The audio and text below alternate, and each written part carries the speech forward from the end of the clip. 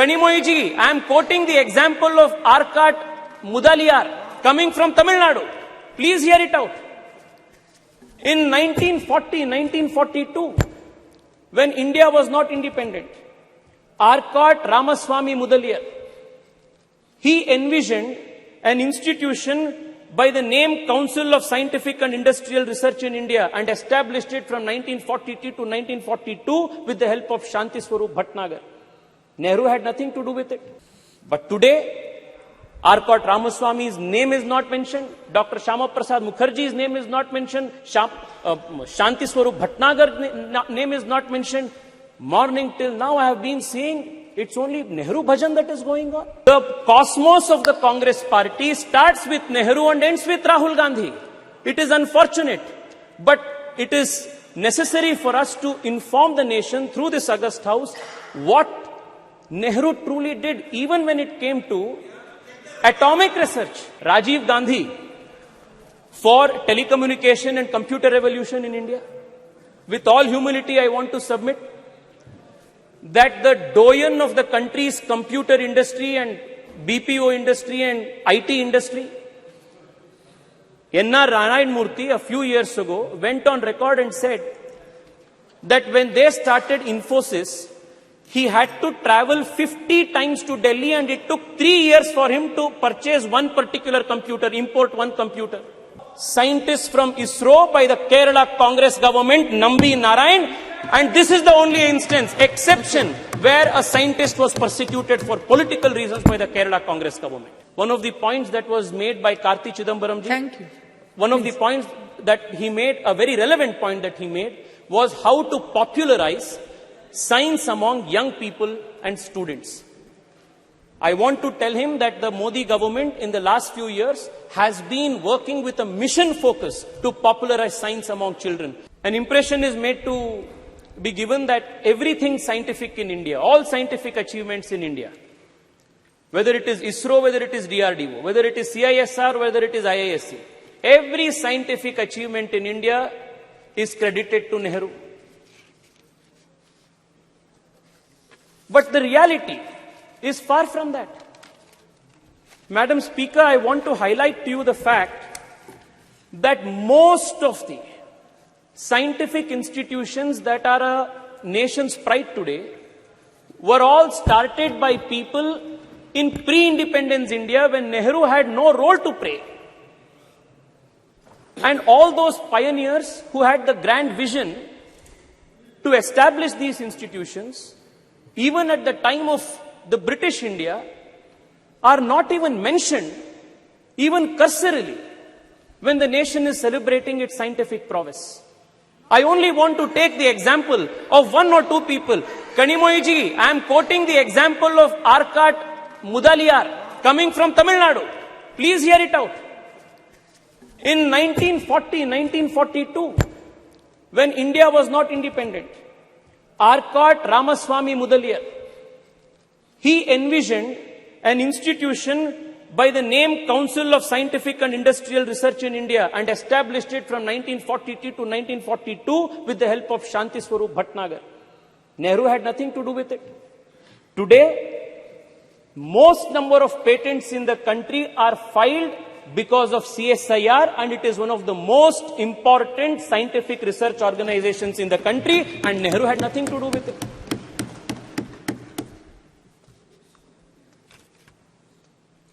Let me tell you what role Nehru played. Immediately after independence, when the institute, CSIR, was brought under the Ministry of Industries and Commerce. In one of the meetings, at the very beginning of the CSIR after independence, Pandit Nehru says, the members of the governing body will appreciate that it is difficult for me to devote much time to many aspects of the work of the council. For the present everyday work, Dr. Shama Prasad Mukherjee will, however, look after the council. It was because of Dr. Shama Prasad Mukherjee, the founding father of my party, the earlier avatar of the Bharatiya Janata Party, Jan Sangh, that the country's earliest scientific establishments were strengthened and gotten strengthened at the root level. Dr. Shama Prasad Mukherjee, as the Minister of Industries and Commerce, set up the National Physical Laboratory, National Chemical Laboratory, National Metallurgical Laboratory, Fuel Research Institute, Ceramic Research Institute, Central Leather Institute, Central Electrochemical Institute. All of these institutions were started, strengthened and supported by Dr. Shyama Prasad Mukherjee. But today, Arcot Ramaswamy's name is not mentioned. Dr. Shyama Prasad Mukherjee's name is not mentioned. Shanti Swarup Bhatnagar's name is not mentioned. Morning till now I have been seeing it's only Nehru Bhajan that is going on. The cosmos of the Congress party starts with Nehru and ends with Rahul Gandhi. It is unfortunate, but it is necessary for us to inform the nation through this August House what Nehru truly did, even when it came to atomic research. I want to draw the attention of the members from the opposition when acquisition of missiles and research in atomic bombs, nuclear bombs, for protecting the country's national security, energy security was made to Nehru. This is what Pandit Nehru says, and I quote, the distribution of this toy, the toy that he is mentioning is the atom bomb, a nuclear bomb. The distribution of this toy, the atom bomb, ballistic missiles and the like to countries will not only be dangerous, very dangerous, but it will completely poison the already disturbed atmosphere of the world today. He goes on to then say,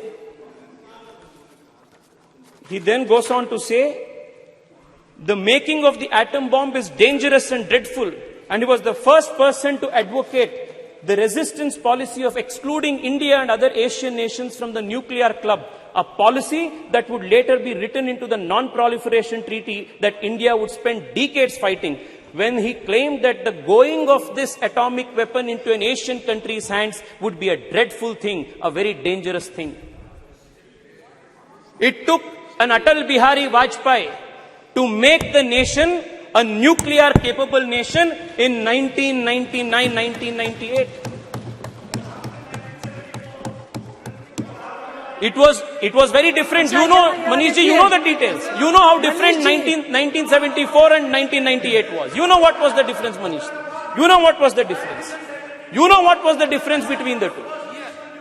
You know what was the difference between. You know what was the difference between Indiraji's time and what was Atalji's time. We never did it in an apologetic matter. Tejasvi, we did it as a matter of conviction. Okay. Madam Speaker, if you look at the history, there is one thing that will be clear. काम हमेशा दूसरों का होता है, credit तो नेहरू का होता है. Even in the case of Chandrayaan, it has been the same case. Chandrayaan first, it was our Prime Minister Atal Bihari Vajpayee who approved Chandrayaan first in 2003. What happened? It was in 2008 that the impact mission reached the moon. And then the Congress government, UPA government, what did they do?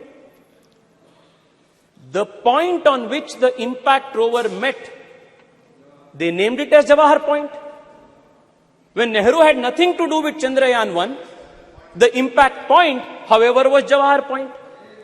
Former ISRO chief, let us talk about Chandrayaan 2.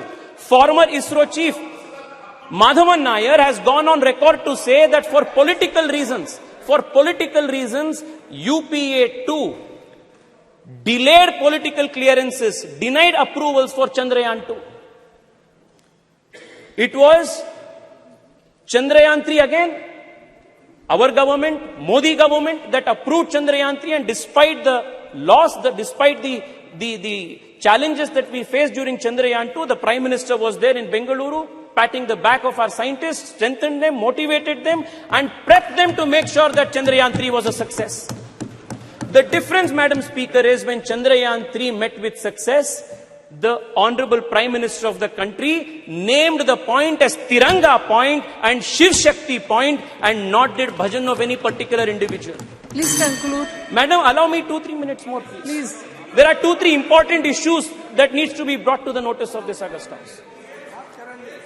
Madam Speaker, the difference between naming Tiranga Point, Shiv Shakti Point and the naming of Jawahar Point, the worldview, the difference in the worldview is what differentiates the Congress, the India Alliance and the Bharatiya Janata Party and the NDA Alliance. This is the difference. Madam, I want to take another example. Madam, I was listening to one of the speakers from the opposition credit Rajiv Gandhi for telecommunication and computer revolution in India. With all humility, I want to submit that the doyen of the country's computer industry and BPO industry and IT industry, N.R. Narayan Murthy, a few years ago, went on record and said that when they started Infosys, he had to travel 50 times to Delhi and it took 3 years for him to purchase one particular computer, import one computer.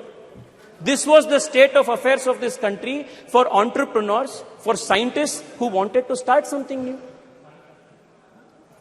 And again, the credit काम किसी ने दूसरे ने किया, credit तो राजीव गांधी को जा रहा है. Madam, I also want to point this out. The exploration of space, the quest to understand what lies in the space is not something new for this civilization.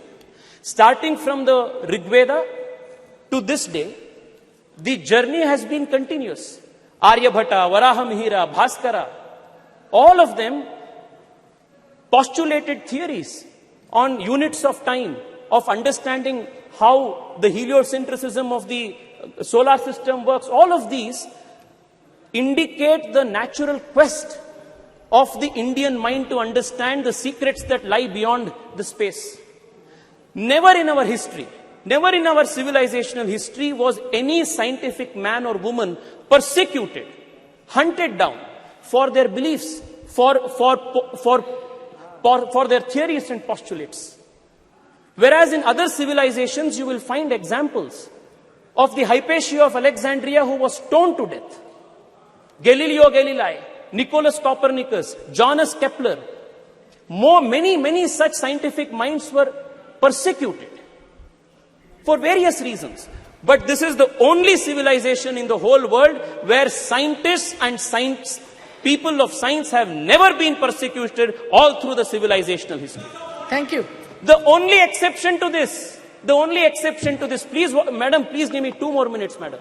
The only exception to this is the persecution of a scientist from ISRO by the Kerala Congress government, Nambi Narayan. And this is the only exception where a scientist was persecuted for political reasons by the Kerala Congress government. I also want to remind you that it was in 2013 that Honorable Prime Minister Narendra Modi, as the candidate for Prime Minister, as the BJP's candidate for Prime Minister, when he visited Thiruvananthapuram, visits Nambi Narayan, promises that the country will stand by him again. And it was in 2018, after Narendra Modi government came into power, that Nambi Narayan was given the honor of Padma Shri Padma Bhushan, and that was how Narendra Modi government has respected, strengthened the scientific people and scientific institutions of India. Madam, I only want to conclude by saying this. Madam, many institutions are extremely important for strengthening our scientific prowess. One of them is HAL. I come from Bengaluru, and I want to tell you that just 7-8 years ago, the state of HAL was in dire distress. Today, not only is the company, the organization manufacturing LCA Tejas, but in recent meeting of the Honorable Prime Minister in Delhi, in US, along with GE, they have gotten into a memorandum of understanding to manufacture GE 414, F1414 engines with 80% technology transfer that is going to make India a superpower in this. Madam, Madam Speaker, I will conclude with just this. I will conclude in 1 minute, madam. In 1 minute. Madam,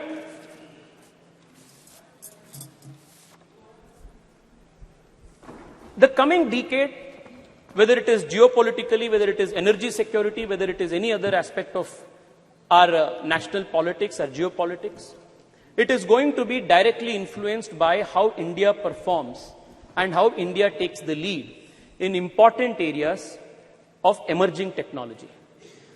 And I must credit the Narendra Modi government for making India future-proof and tomorrow-ready by institutionalizing and supporting important scientific missions. I would want to read out only 4 or 5 of them.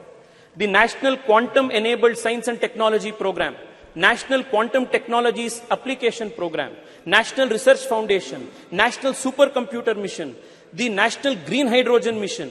All of these are important programs that the government of India has undertaken to make India a pioneer in emerging technologies. One of the points that was made by Karti Chidambaram ji, Thank you. one of the points that he made, a very relevant point that he made, was how to popularize science among young people and students. I want to tell him that the Modi government in the last few years has been working with a mission focus to popularize science among children. And the Atal Innovation Mission and building of 10,000 Atal Tinkering Labs in our high schools with the objective of nurturing 10 lakh young minds who will explore the frontiers of science is an example of how the Narendra Modi government is trying to make science and technology a popular culture in the whole country. Madam, I only want to conclude by saying this. Please conclude, please. I will conclude. The other people. Madam, all of these aspects that has taken place in the last 9 years. I mentioned UPI, Digital India, Startup India, to the startups that are now emerging in space technology. One of the most promising startups in space called Pixel Space is run by an Indian engineer who comes from a small town called Chikmagalur, has raised a few $1 million from Google. The boy, Awais Ahmed, is a CEO of this and hails from Chikmagalur. It is possible only because the Modi government opened the space technology space for private players. Madam, the next few decades is going to be extremely important for the country in strengthening our industrial, our scientific institutions and making India future ready, India tomorrow ready. And we are extremely fortunate that at such an important point in history, we have the leadership of Narendra Modi, who has been leading this country with such foresight and vision. I want to once again congratulate the Prime Minister for his deftful leading of this country.